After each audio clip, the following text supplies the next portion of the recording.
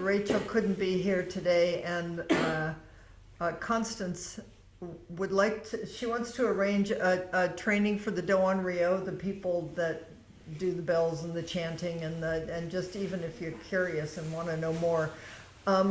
If you're interested, can you just right now call out your name, and then Rachel's going to listen to this later, or raise your hand on screen. If you'd just like to know more and come to a training, Deborah on screen. Anybody here? I already. Yeah, some people already said so on Tuesday. Okay, anybody who's not usually here that, okay. So now I'm going to do some announcements that I did on Tuesday and I'll do today. About the next 2 weeks and then ongoing. So starting next Monday, some of us are going into essentially about a 12-day session, and with the intention of Dharma transmission, which is the empowerment. I was going to say the empowerment to teach, but part of me wants to say it's the empowerment to, it's just an empowerment to keep being a better, clearer human being, and to take up your place in this lineage as someone who's been doing it for a long time with a really devoted heart. So for the next 2 weeks on Tuesdays, Chelsea's going to be, we'll continue with the Eightfold Path, and Chelsea will, next week, we'll be focusing on right action, and the week after on right livelihood, or I'm reframing it a little to also right living. And Chelsea will be leading on Tuesdays, and next Thursday Erica will be leading, and Marilyn will be leading the Thursday after that. So please, everybody, come and support each other, because God knows, Buddha knows, all beings and bodhisattvas know. Waking up is who we are, what we are, and we help ourselves and the whole world as we wake up. That's what we do together. And then when we come back, Debbie and Marianne, who will be part of this whole process, will be giving talks to help share some of that experience, to give people a taste of it. And then in August, Erica's going to fly here from Colorado in person as a lay entrusted person, and she and I will be lay entrusting Chelsea, and Chelsea will be also sharing her experience of that. And as if this wasn't enough, this grand bodhisattva celebration of aliveness, at the June sitting, we'll be doing Jukai, people taking lay vows. And in September, at Red Cedar, Razala will be taking her priest vows, and I'll be there, and I understand we're all invited. So if you want to do a retreat from September 25th to the 29th, did I get that right? In their brand new spanking building, not spanking clean, shining. That will be an amazing thing to be able to do. It's the 25th to the 28th is the retreat. Okay, 25th, and that all this is going to be in the newsletter. Okay. Meanwhile, we wake up every day. We put our feet on the ground, we take a breath, we try to live our lives like good human beings, moment after moment.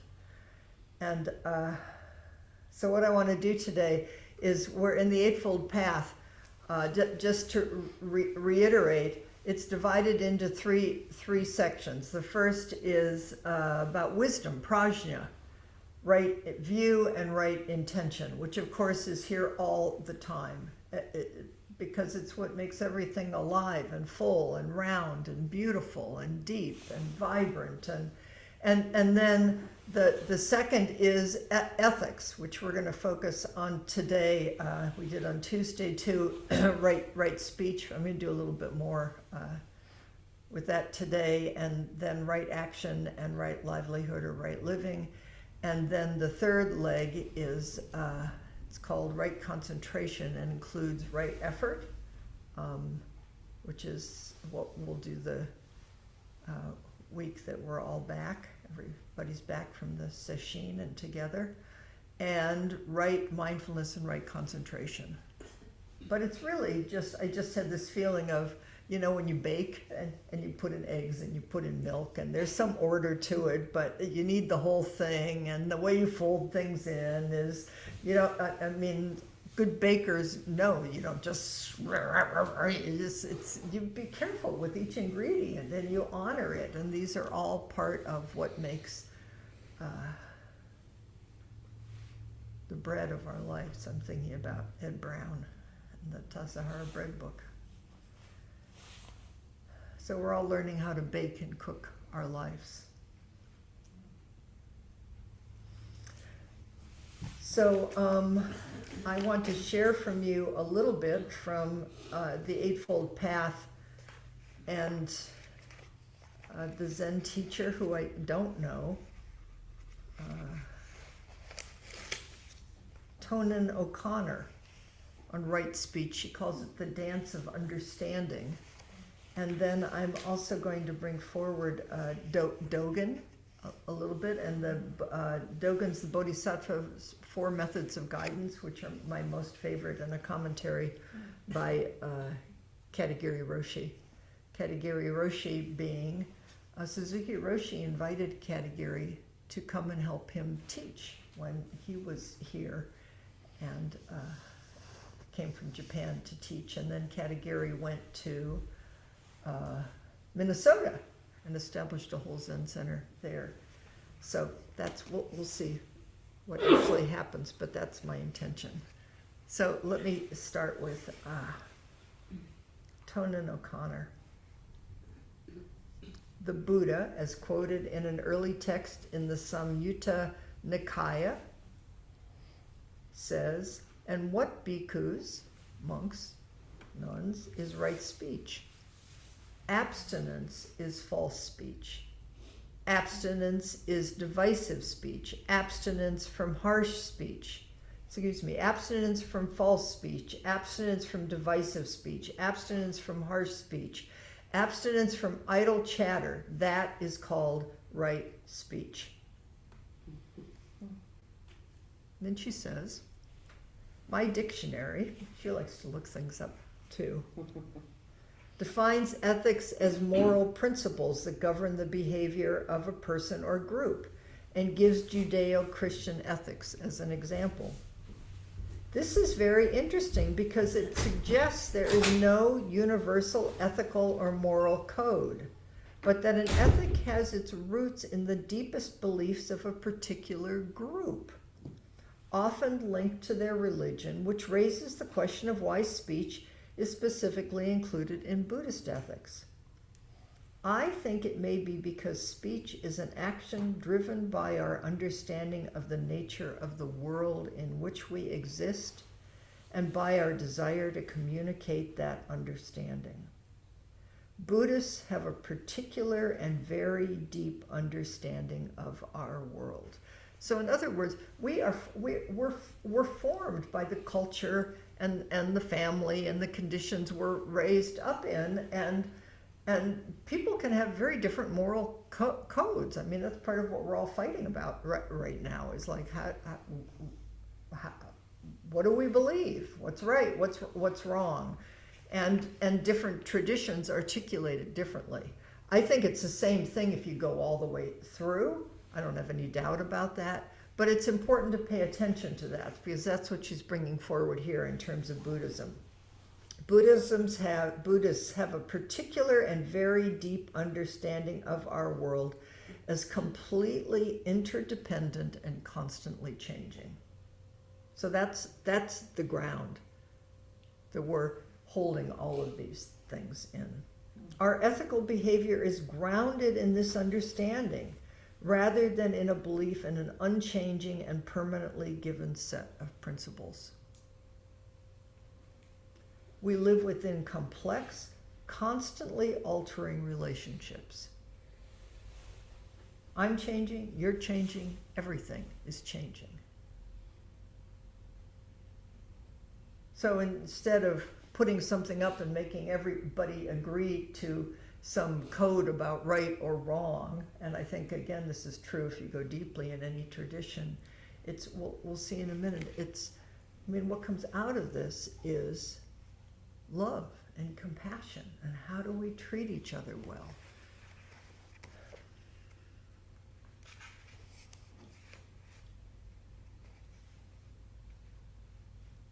Buddhist ethics is deeply rooted in the Buddhist teaching on impermanence and interdependence.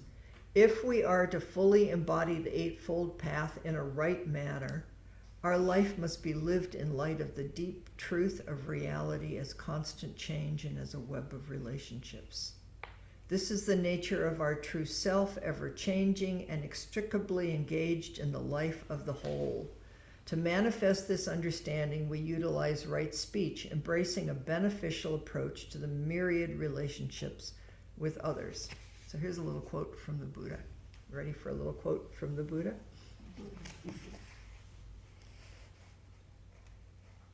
He's addressing a prince, apparently.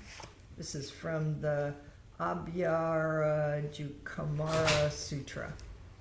So too, Prince, such speech as the Tathagata, the Buddha, knows to be untrue, incorrect, and unbeneficial, and which is also unwelcome and disagreeable to others, such speech the Tathagata does not utter. In an interconnected world, you really want to pay attention to your speech and the impact of your speech. So, can we hear that again? Which one? The one you just said. Sorry. To not utter anything untrue, incorrect, and unbeneficial? Question is, how do you know? How do you know? How do you know that? That's always that's what makes this so alive. Is nobody's going to give you some rule about right or wrong. It's being attentive and present in each moment. But we'll get to that. Such speech as the Tathagata knows to be true and correct, but unbeneficial, and which is also unwelcome and undisagreeable to others, such speech the Tathagata does not utter. So if it's not helpful and unagreeable, you want to really take a breath. Pay attention, wise restraint. Such speech as the Tathagata knows to be true, correct, and beneficial, but which is but which is unwelcome and disagreeable to others, the Tathagata knows, the time to use such speech. It's like if you have to say something, sometimes it's time to say something, but when you say it and how you say it. Because I think often we're just saying things to get things off our chests because it's making us uncomfortable. So I'm going to lay it on you, which is not what we're talking about here. We're talking about embodied. Is it true? Is it helpful? Is it timely? Okay.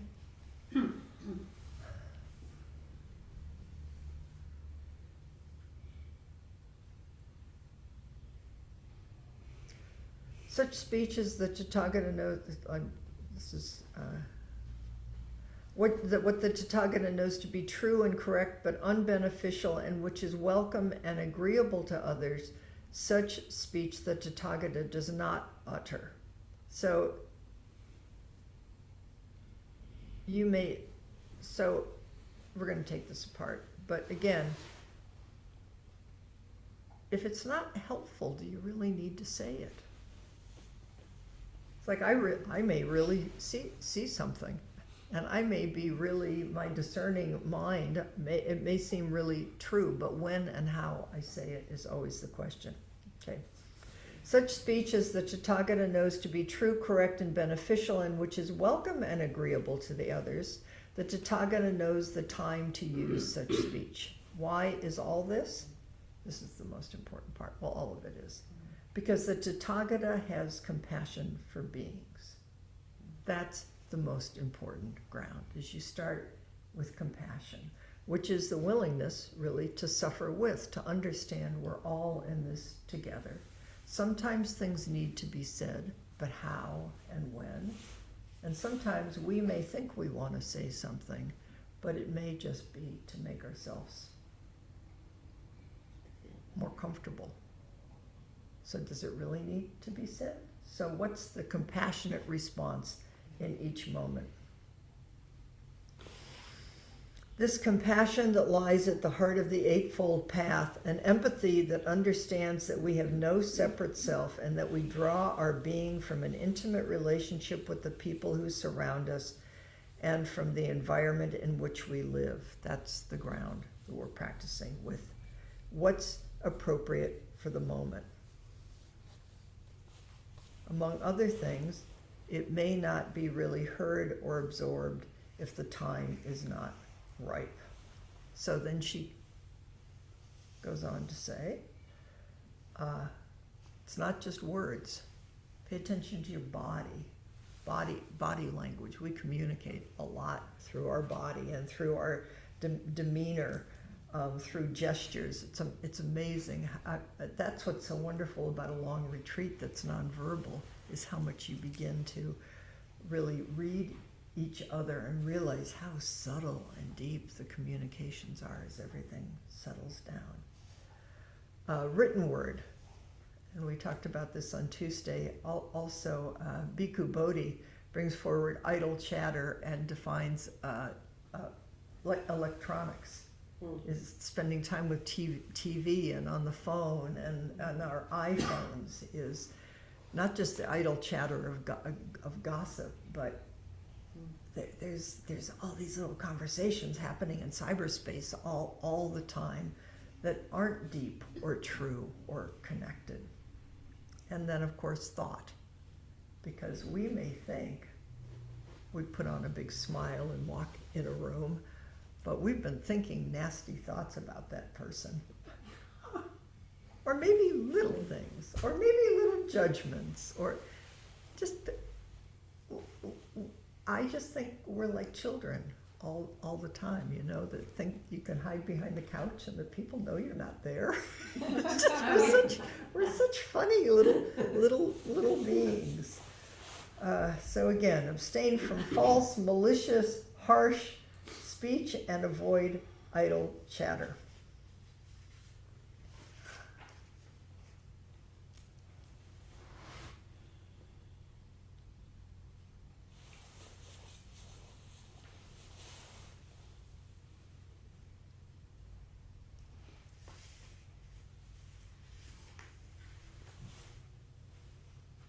Got my two talks all mixed up, so then I have to figure out where I actually really am. I'm not on Third Tuesday, I'm here today. Okay, so precepts.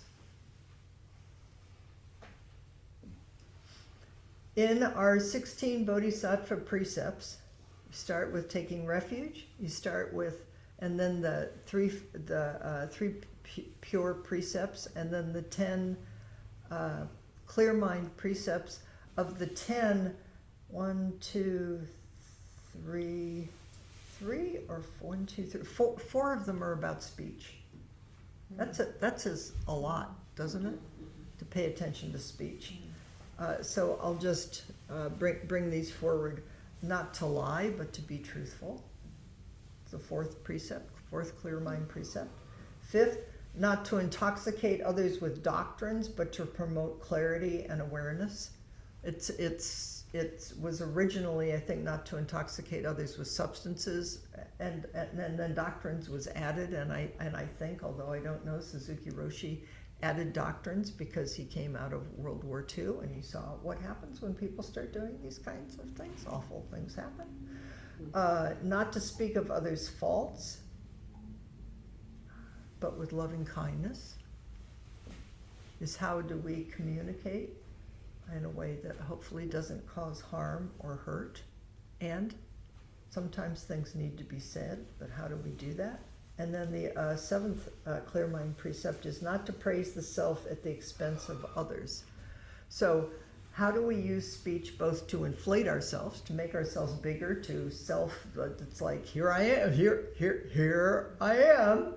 But we can also be really tricky about that and use speech to make ourselves less than we are, which is self-deprecating.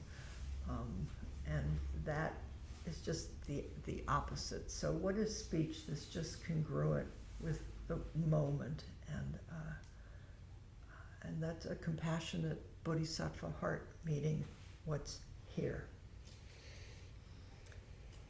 She also brings forward, and I appreciate, that if you're talking about right speech, you also have to simultaneously be talking about right hearing, because they're completely interrelated to each other, and how important it is when somebody's speaking to hear beneath the words and around the words. I know my husband and I get caught. I mean, it's just so humbling to watch. I just know there are certain things that I react to, and it's just so old. It's because it resonates with something that was said to me when I was little. And then I look over and realize that's not what he meant at all. And then he's looking at me and I'm in my little tizzy, and then you take a breath and you realize, can I be here present in this moment, and can I see and hear beneath the words and around the words? And this poor person is just trying to communicate something with it's just like, and then you just come back with compassion, because you feel, my feeling is being humbled by this all the time. I know he feels the same way. Intimate relationships, these things happen. And then you just keep reaffirming over and over again your intention. Okay. So now I'm going to get to what I really wanted to get to, is the Bodhisattva's 4 methods of guidance. So I have Moon in a Dewdrop, which is a little version of the Shobogenzo. The Shobogenzo, Dogen Shobogenzo is much thicker, bigger, but this is a really nice selection that Kaz put together. So this is Dogen's fascicle, Bodhisattva's 4 methods of guidance, Bodhisatta Shisho Ho. And the 4 methods of guidance are giving, kind speech, beneficial action, and identity action. So we've done this before, but this seems really timely to do it right now and in the context of this. So first one, giving.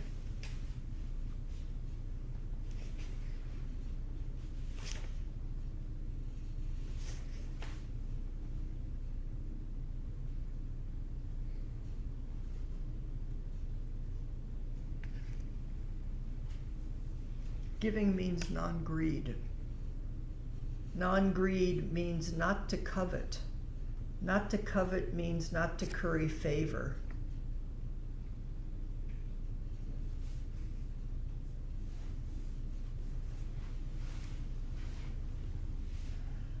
Katagiri says you have to meet and cultivate the life giver.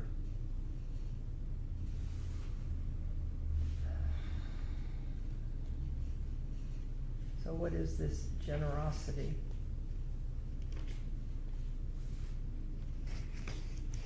Katagiri says, when we let go of all attachments to the self, then we are naturally and spontaneously intimate with everything and in accord with the real state of things. If we reflect on any action that arises from perceived separation, I'm a self over here and you're a self over there. To experience this is to continue that pattern. In other words, disregard leads to disregard, and this is the nature of karma. This is how we keep things going. So the minute you find yourself in some state where you are perceiving somebody over there and you're over here, and there's some speech from here that's going to communicate to an object over there, that's a pretty clear indication to take a breath and to come back. To show concern, to be selfless, to offer kindness, to be courageous is a most powerful way to affect others. It's a way of body teaching. to embody and actualize virtue rather than to speak about it. And in that body teaching, each of those actions is an act of regard, of turning towards, closing the distance, acting in accord with the natural order of each being. A bodhisattva is concerned for all life, all life. Sentient beings are numberless. I vow to save them. As Mahayana Buddhists, we understand sentient beings to include all beings, not just the people walking around, but that everything we do affects us, and everything we are in this web of people and environment and sounds and smells and tastes and touch, sentient, animate and inanimate, seen and unseen, recognizing that each creature has chi. I thought you would like that. The miracle of aliveness. Every creature also possesses Buddha nature, the real truth of each being's own completeness and mutual identity and interpenetration with all beings. Dogen says that no thing in the whole universe ever falls short of its own completeness. In other words, it's never in the slightest bit insufficient. What a really different way to approach the world, that there's not something here that's insufficient. That already everything opens up, and it's full of potential and possibility. And we notice, of course, when we get scared, when we get anxious, more and more separation, things get very, very narrow, and then we just start doing the habitual. Everything is always completely itself, true to itself and to its world, and to understand this directly, experientially, is being born as the earth. So we come back into place with everything. We must understand true wisdom as a state in which our action and understanding are identical with the effect that they have on the earth. Speech.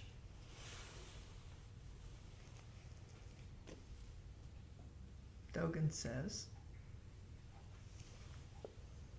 when you see sentient beings, you arouse the heart of compassion and offer words of loving care. It is contrary to cruel or violent speech.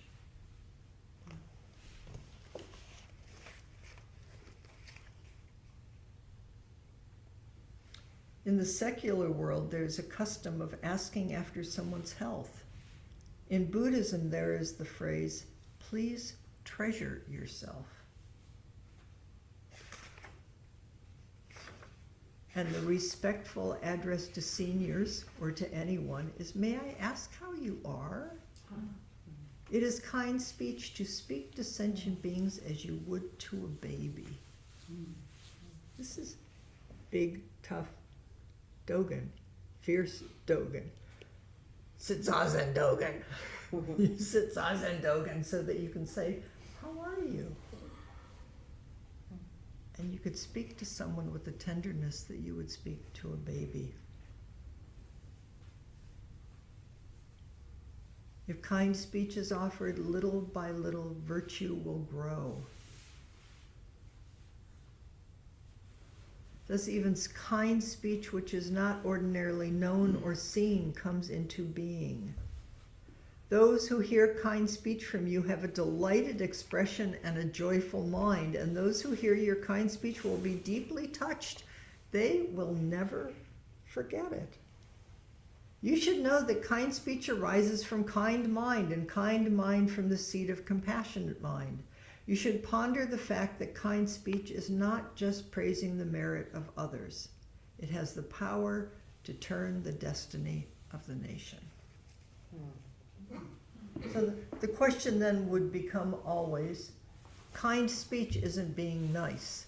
Kind speech can sometimes say things that may be difficult, but how you say it, when you say it, where you say it, the words that you use, that's what's really important here.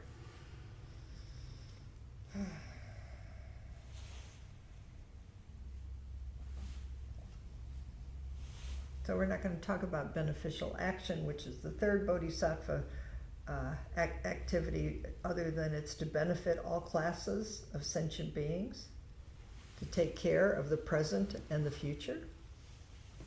And identity action is non-difference from self, from other people, from creatures. Inanimate objects is not based on an ethical or philosophical nature, but in an embodied way.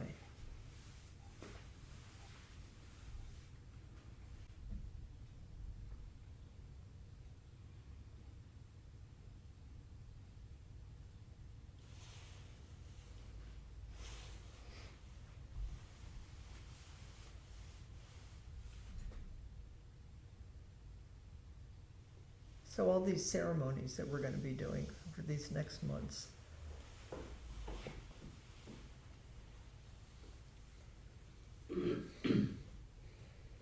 this is the heart of it. It's how do we be with each other? How do we know and wake up over and over again to embodiment, body, speech, and mind. Compassion for all beings. That's wise, that's discerning, that arises from deep ground. And it's so clearly, I think it's kind of wonderful, because I clearly didn't plan this, that we're going to be doing all these ceremonies at a time in the world when there's so much dissension and so much trouble and so much grief and so much division and so much potential for things to slide off the edge in one way or another, but to sit together in deep ground and to understand that as we do, I was coming here this morning and I thought, this is amazing we get to do this together. I mean, that we really it takes intention to come here and to do this. And these rituals and ceremonies take intention and work. Debbie was bringing me carloads of stuff this morning, and Marianne was working on chants, and everybody's like, and somebody's coming to cook, and you guys got up this morning and you came here, and I mean, we make choices. And I feel so grateful that we get to just keep affirming our lives over and over and over again for compassion, and to pay attention to our inner speech, our outer speech, our hearing body, our Avalokiteshvara body. I'll just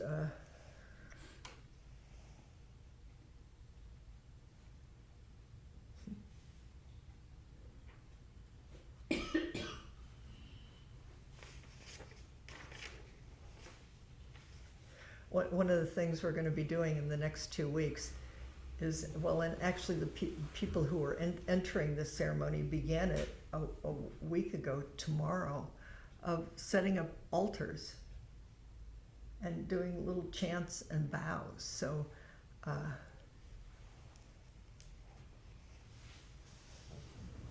it was suggested, it's not just me, but we're gonna, every morning there's gonna be 7 altars. 7.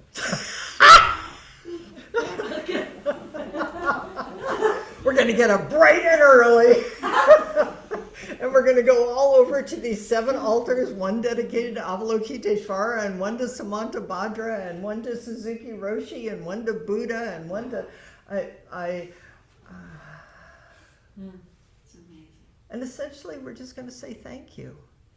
And we're going to bow, and we're going to offer incense, and acknowledge that we're part of an intimate web of interconnection, and that they need us and we need them. And then we're going to sit zazen, and then we're going to chant some more, and all the chants that we do here, because there's nothing going on there that isn't going on here.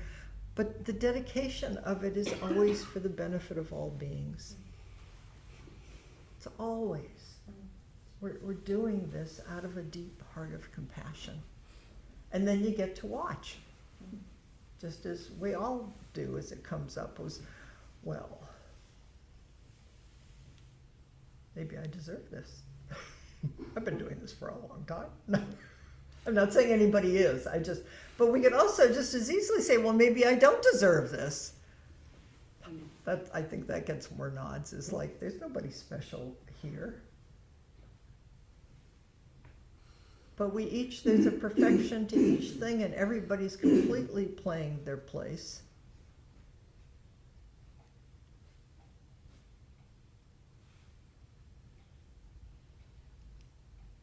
And remembering that the right of the Eightfold Noble Path,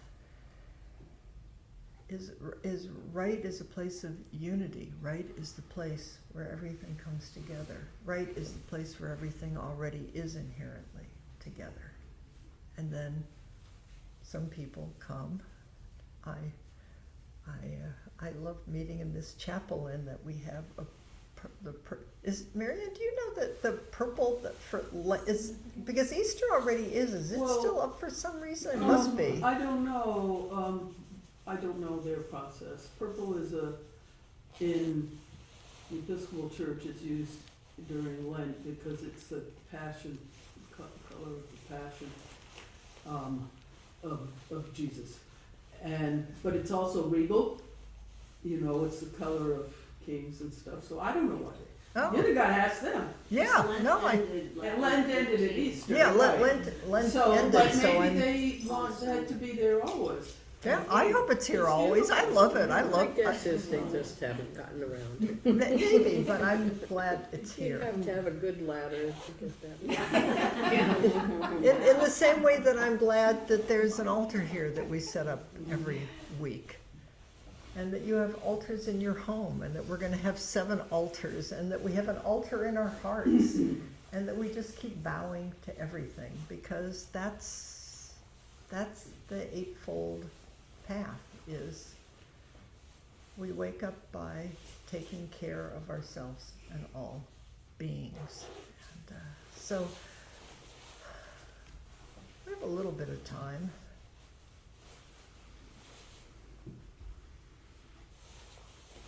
What if we all just stayed together? And what's compassion mean to you?